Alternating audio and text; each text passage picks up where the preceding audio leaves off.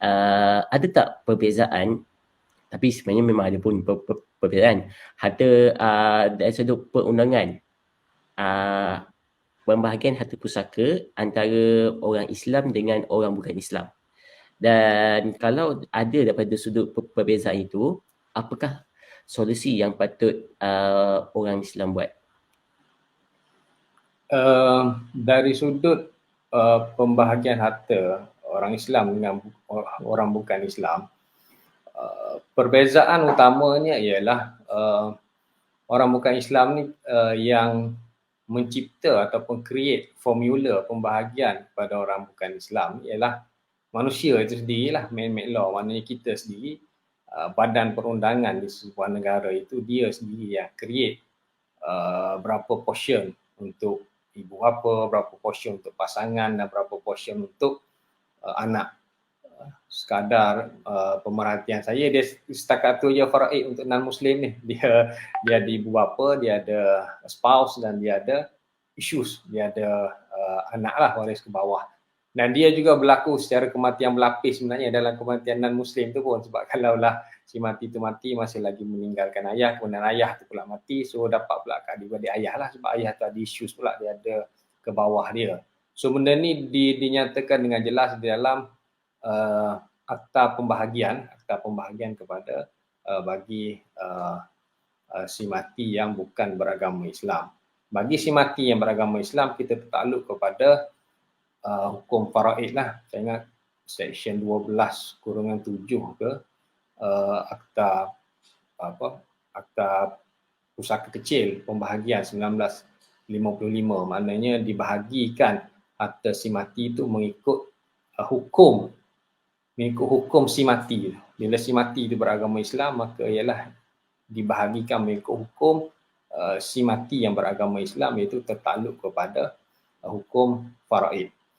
Dan kemudian sebenarnya yang jelas satu lagi di dalam Islam ini, dia sebenarnya dia tidak saling mewarisi.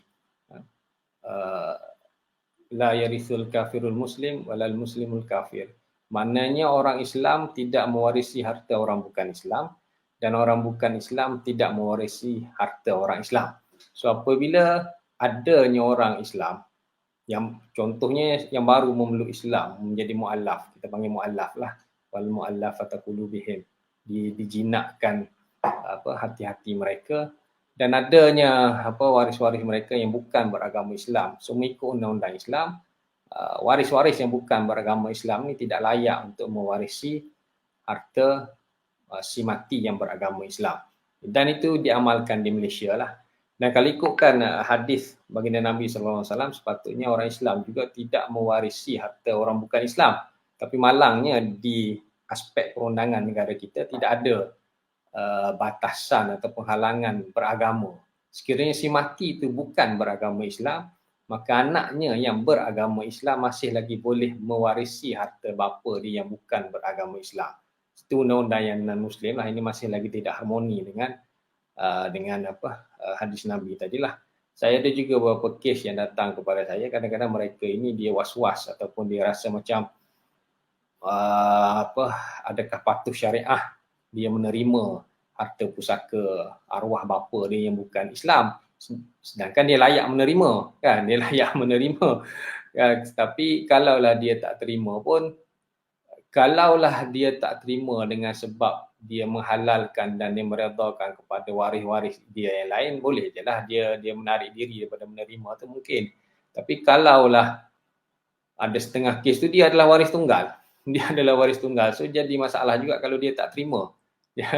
Jadi bukan masalah apa, maknanya duit tu akan terbeku lah, lebih baik dia terima dan seterusnya dia boleh buat, kita kata tazkiyah, dia boleh buat penyucian harta tu, kan. Dia boleh, kalaulah dia rasa yakin dia duit tidak patut syariah, dia boleh bagi kepada majlis agama Islam ataupun Baitul Mal untuk di bawah tabung wang tak patut syariah.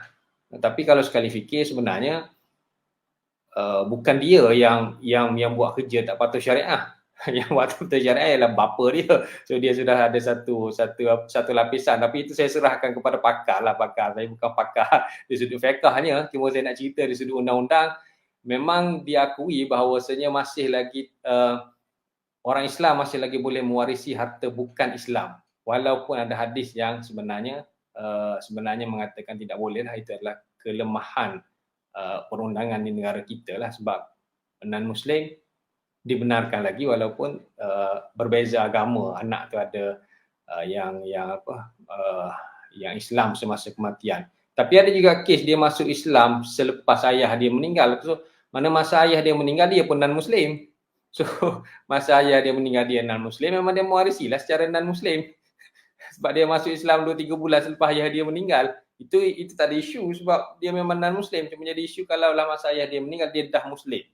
Itu memang jadi isu sebab sebenarnya kita dilaranglah ambil Muslim tadi sebab berdasarkan hadis tadi, supaya menjadi lebih adil, sebagaimana bukan Islam juga tidak mewarisi daripada Islam. So Islam juga sebenarnya dia tidak mewarisi daripada bukan Islam. Tapi itu tidak ada lagi lah. So kalau ikut nasihat saya, kadang-kadang just bincang betul-betul dengan waris yang lain. Kalau waris yang lain juga tidak ada masalah sebab undang-undang membenarkan, so ambil ajalah. Ambil ajalah sebab kita mendapat izin daripada adik-beradik kita tu, dan cara kita nak gunakan tu mungkin mengikut cara keyakinan lah. Kadang-kadang kalau lah waris tu memanglah dia pun seorang yang miskin, mungkin dia boleh gunakan kadar kemiskinan dia, ataupun kalau lah dia memang merasakan ayahnya bukanlah seorang yang baik, maknanya berniaga arak ke judi ke apa ke, so dia mungkin boleh buat penyucian lah. Dari segi undang-undangnya memang ada beza lah, doktor. Saya ingat itu je komen dia. Wallahualam.